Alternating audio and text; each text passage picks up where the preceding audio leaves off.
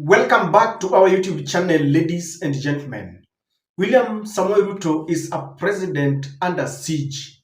If there is something that is really bothering William Samoei Ruto is how he can secure his term as a president. This is not going to be easy for him because Wamunyora is injecting. William Ruto was supported to the last man by Mount Kenya. They have gone. Youths are crying out and they are saying, we have a date with you. You killed us in the wake of the BBC revelation. Today, some people were arrested. And so the youths who are told, nyinyi ni hustlers, na mabwenyenye, hawatajua shida zenyu. The youths have been killed, they say so, they have been rejected and abandoned. Instead, Raila brought the people whom he accused were the dynasties. So the youths are not with him. The ODM that is in the handshake with him is blowing hot and cold. Sometimes they're saying, there's a group that is saying they're supporting William Ruto. Another is saying that they're not in government. So William Ruto is not sure. And so William Ruto has decided to rush to Nyanza.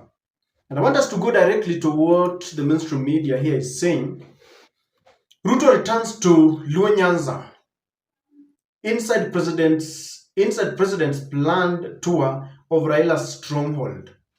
And it continues to say that President William Ruto appears to be banking on the support of Raila Odinga's strongholds to secure his re-election, as his support in the mountain region seems to be on a downward spiral. Ruto will arrive in Migori County on Sunday, May 4th, 2025, for a two-day development tour that observers say is as much about infrastructure as it is about political realignment. Ladies and gentlemen, William Ruto is headed to Nyanza tomorrow, Sunday, and is beginning with Migori. I want us to look at this planned development tour because the timing is really suspicious. What do you think is happening? Kindly subscribe to our channel if you're watching us for the first time. Click the notification bell. Please like and share our videos. Ladies and gentlemen, this tour is coming against the backdrop of growing discontent and doublespeak within Nyanza, within ODM. Ruto is not so sure of what is happening.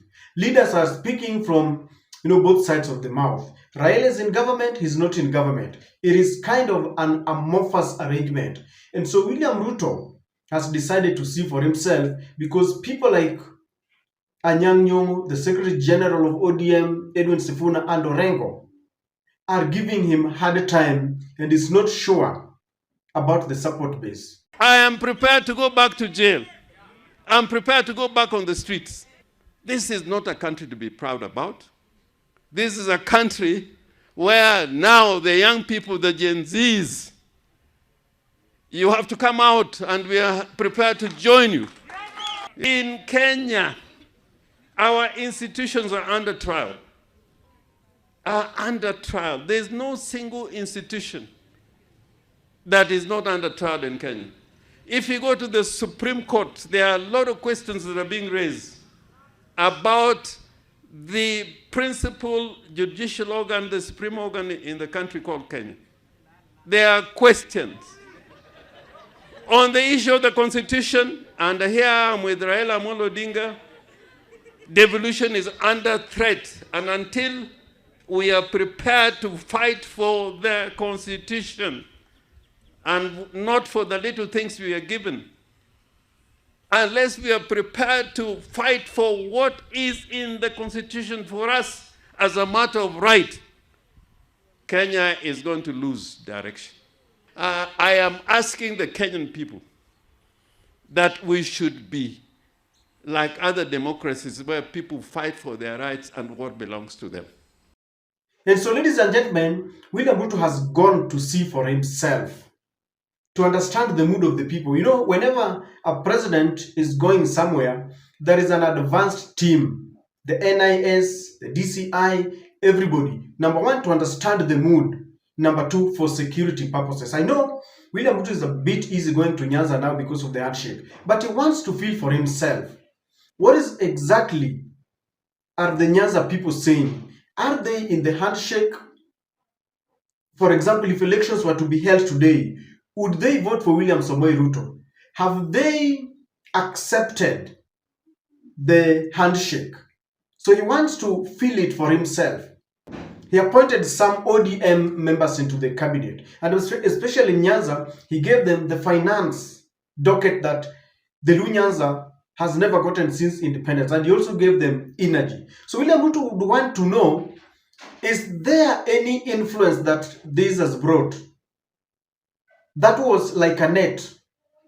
How much fish has he caught? So he must go there and understand for himself. Number two, it is not just understanding. I believe that William Ruto is going to dish out more projects just to tame the growing discontent, because he's going there to tell them, I'm adding you more. I gave you this, I'm adding you more, because William Ruto is ready to sacrifice everything to Nyanza region just to tame them. So I believe this tour, it's a political tour, so to speak. So he's going to give more developments just to ensure that he pacifies them. Because if there is a region that William Ruto does not want to slip away from him, it is Nyanza. It is the Luo Nyanza. Recently, Raila said, Orengo is right to speak his mind. And so William Ruto is like, okay, so if Orengo is right, are we in this government?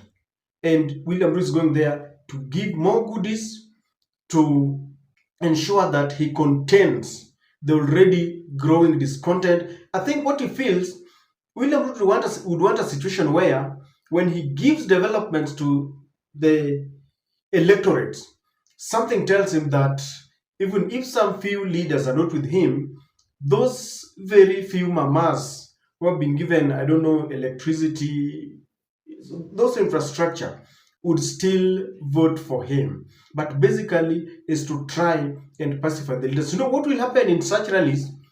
All the leaders are going to come together.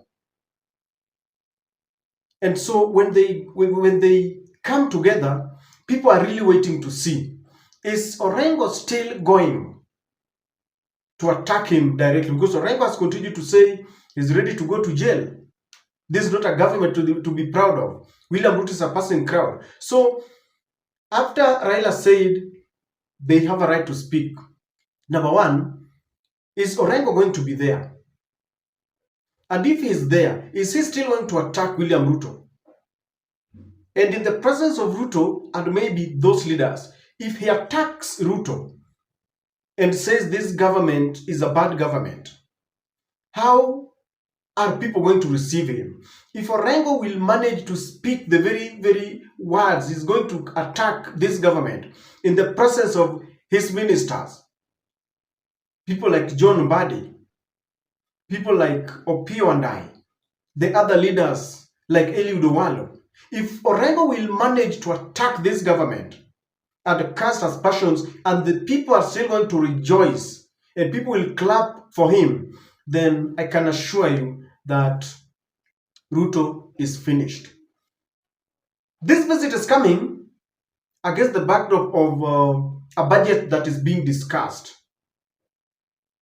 the Finance Bill 2025. Who holds that budget? John Mbadi. So it is also meant to get the feeling of the Luo Nyanza. They rejected the Finance Bill 2024.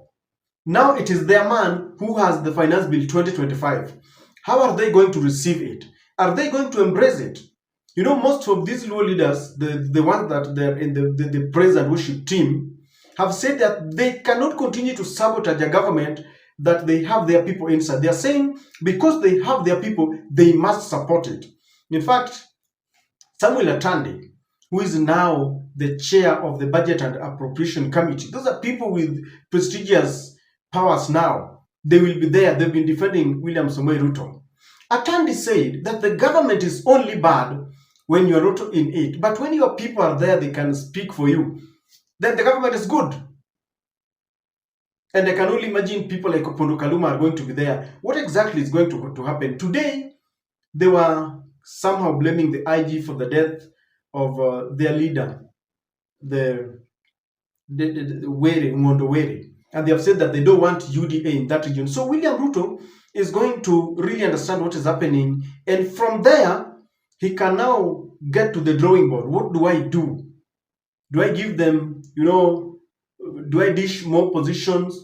Because he's ready to do anything. Today, if Raila tells Ruto, I want you to give a person from Nyanza the DP seat, Kithure Kindiki will be sacked. So he's going to go there. I don't know whether people will embrace the Finance Bill 2025 without reading it just because John Badi is there. Number 3, Ruto is going there to try and tame the growing influence of Fred Okengo Matiang'i. Yesterday, Okengo Matiang'i shocked the nation. The whole of Kisii and Nyamira, sons and daughters of Omogusi community, came out in large numbers to send a message electrifying. And they told the nation that we are tired of the broad-based government. Raila has enjoyed some support since the death of Nyachae. But yesterday, waliachana na Raila. They severed ties. And Ruto understands that Fred Okengo Matiang'i will now be rolling his campaigns across the other regions. If you ask anybody from Nyanza, they will tell you they will vote for Fred Okengo Matiang'i. Those are neighbors. They like the strict nature of Okengo Matiang'i. They believe Fred Okengo can fight corruption. Yeye ni mchapakazi. And Ruto understands that the very neighbors of Kisii there are the Lu, because Lu, in fact, it is called Nyanza. These days, because of the counties are different, they say Lu Nyanza, just to ensure that it is separated from maybe the Kisii, the Kuri, and Nyamira. So William Ruto understands that the next place Matiang'i will go, because Matiang'i will have to test waters. After that resounding reception, that mammoth crowd, he wants to try across the borders what will happen. So William Ruto knows that Raila might not contest in 2027. With Fred Okengo Matiang'i launching his bid, the next place he will go is Lu Nyanza to be an alternative voice. Because the truth is, if Raila is not going to contest, Nyanza is going to be everybody's for the taking. It is only Raila who can somehow indirectly compel people to vote for him. Ask anyone from Lu Nyanza. They cannot wake up very in the morning and give it all their energy if Raila is not there. So anyone who will go there and endear himself to them, I can assure they will support him. And the closest person who is like a brother, who is a neighbor, is Fred Okengo Matiang'i there. There are certain borders there. If you go to Tabaka, Rongo, Yugis, those people wametangamana, uwezi jua. Utapata mwingine anaongea Kijaluo, mwingine anaongea Kikisi, hata ujui ni nani. So Ruto wants to try and contain that influence of Fred Okengo Matiang'i because they were scared stiff. I can assure you, they were scared. So by the time Matiang'i goes there, William Ruto anataka kutangulia so that he tells them, I still love you guys. I've given you these positions. Remember how they kicked out the MPs that are allied to Rigathi Gachagua in the parliamentary committees and gave them, like I've said, the member of parliament of Alego Songa was given that prestigious post. And so it's going to launch them. See, this government is full of launching. Hawa ni wenyu. So he's going to try and ensure that he launches them and ensure that he's trying to also be at par with Fred Okengo or prevent him from that influence. And this is about 2027. William Ruto cannot allow Nyanza to slip away from him. He has already allowed Mount Kenya to slip away. And Mount Kenya is gone completely. He cannot accept to lose Nyanza and Raila's strongholds, because that is the only compensation for him. Now, unfortunately for him, no one is going to, just allow him to get to Nyanza alone. People are going to go there. You see this team of Obunyoro, the Kalonzos and everyone. A time is coming that they're going to tell Nyanza that you need to be careful, because if you make a mistake, we are all going to suffer. And so William Ruto is going there to try and ensure that he secures that vote base, that vote base of Raila Amolo Odinga.